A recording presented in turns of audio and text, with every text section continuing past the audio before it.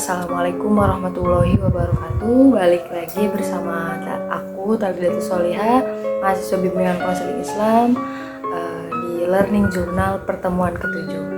Udah ke-7 aja ya nih teman-teman. Bentar lagi aku juga bakal ngelaksanain ujian tengah semester di hari Senin depan sampai hari Jumat. Nah, di hari ini kelompok ke-5 yang membahas sebuah teknik pengumpulan data dalam sebuah pembentukan film. Nah, ada apa aja sih di dalam teknik pengumpulan data dalam pembuatan film ini? Tadi juga pemateri dari kelompok 5 membawakannya juga lumayan seru, bisa dicerna gitu. Pembawaan materinya juga sesuai dengan apa yang sudah tertulis di makalah. Nah, langsung aja ya teman-teman. Jadi itu yang tadi makalah menyampaikan tentang format penulisan skenario. Nah, format penulisan dalam skenario film itu berbeda dengan tulisan yang lain. Karena apa? Karena berkaitan dengan fungsi dari skenario tersendiri. Yang format penulisannya itu ada berbagai format dari penulisan skenario ini. Yang pertama itu ada marginnya. Nah, batas-batas marginnya juga mempunyai batasan tertentu. Batasan atas itu 1 inci, batasan bawah itu juga 1 inci, batasan kanan 1 inci, batasan kiri itu 1,5 inci. Jadi setiap penulisan skenario ini juga punya formatnya masing-masing, punya susunan marginnya juga yang sudah ditentukan. Ada juga huruf. Nah, huruf ini menggunakan font Courier, itu yang sudah terkenal gitu. Itu ukurannya 12 pt. Nah, itu harus juga font tulisannya harus benar-benar disesuaikan. Kayak nggak boleh asal. Kan biasanya kalau kita membuat makalah pasti Times New Roman gitu, ukuran 12. Tapi kalau untuk penulisan skenario ini atau naskah ini, ya ukurannya ini seperti Courier 12 pt. Adapun halaman, jadi di dalam skenario ada halaman kan pasti. Nah, halaman untuk kayak FTV itu biasanya 60-65 halaman. Itu juga tergantung menit filmnya. FTV itu biasanya sekitar 70 menit. Nah, FTV itu sekitar 70 menit itu menghasilkan skenario atau naskah 60 halaman sampai 65 halaman. Dan untuk film biasanya sekitar 90 menit ya. 90 menit itu biasanya skenarionya atau naskahnya itu tertulis sebanyak 7 sampai 80 halaman.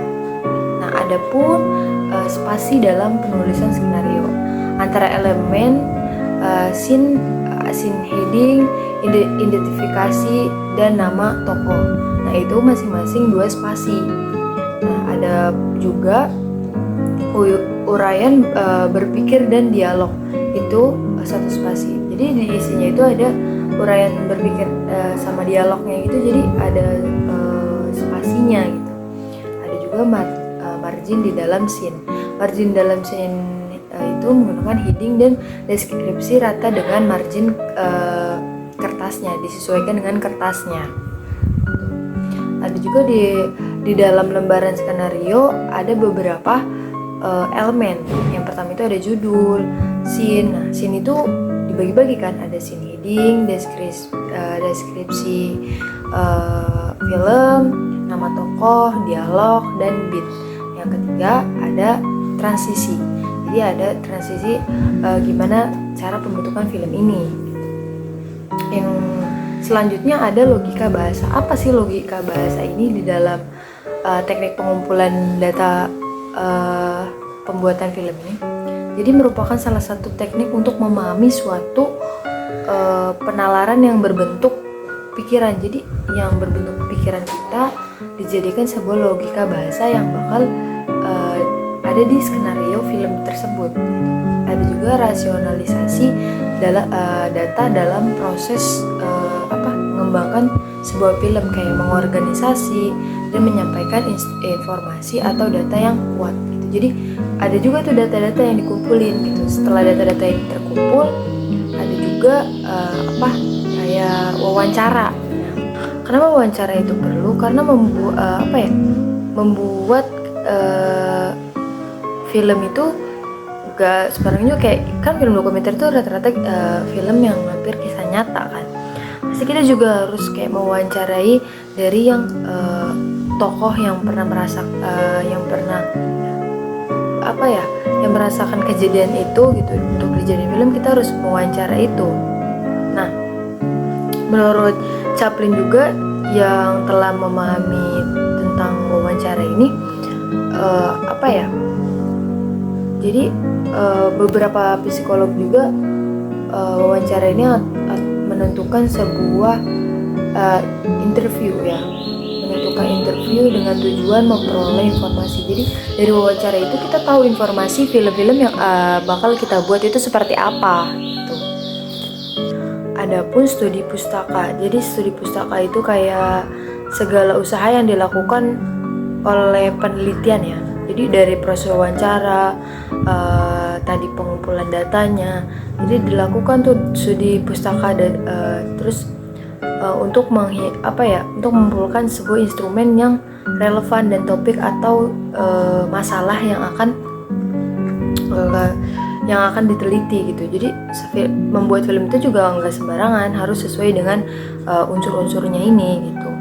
Jadi dari studi pustaka ini nanti dibuatlah susunan skenario yang baik seperti apa. Ada juga data visual dalam film. Yang pertama itu ada definisi visualisasi dalam film. Yang kedua ada manfaat visualisasi dalam data yang tadi udah dikumpulkan itu dari wawancara, dari rasionalisasi data itu. Adapun teknik dan konsep visualisasi data. Jadi teknik-teknik yang udah diterapkan dalam skenario ini dikembangin lagi gitu. Ada juga langkah-langkah dalam proses visualisasi data. Jadi semuanya tuh mempunyai langkah-langkahnya masing-masing dalam dalam visualisasi data ini. Yang terakhir itu ada tentang visualisasi data.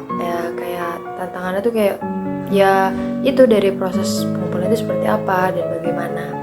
Dan tadi juga di kelas tuh kelompok 5 mengambil resensi sebuah film I Need a Girl. Aku kurang tahu juga ya itu filmnya karena aku belum nonton. Itu biasanya nonton di aplikasi video biasanya. Nah, itu filmnya dalam unsur BK-nya ini terkait kayak si cewek ini mempunyai sebuah gangguan mental yang cukup keras dan mempunyai kecemasan yang berlebihan terhadap pacarnya juga gitu. Kalau yang aku bisa ambil kesimpulannya dari film Need a Girl ini season 2 kalau nggak salah, ini tuh lebih kayak ke dendam. Kalau yang udah nonton season 1-nya gitu tuh lebih ke dendam. Jadi si yang cowoknya ini tuh saudaraan sama guru seninya gitulah yang pernah memperkosa si ceweknya ini. Jadi filmnya cukup mengedukasi juga. Mungkin nanti next aku nonton film ini biar tahu gimana bentuk filmnya juga dan pesan dari film itu juga. Itu aja sih yang tadi udah disampaikan sama teman-teman di kelompok 5 di pertemuan ke-7 ini. Mungkin cukup sekian pertemuan Learning Journal pada hari ini. Sampai jumpa di Learning Journal pertemuan ke-9 karena pertemuan 8 aku sudah UTS. Semoga teman-teman nanti bisa melaksanakan UTS dengan baik. Assalamualaikum warahmatullahi wabarakatuh.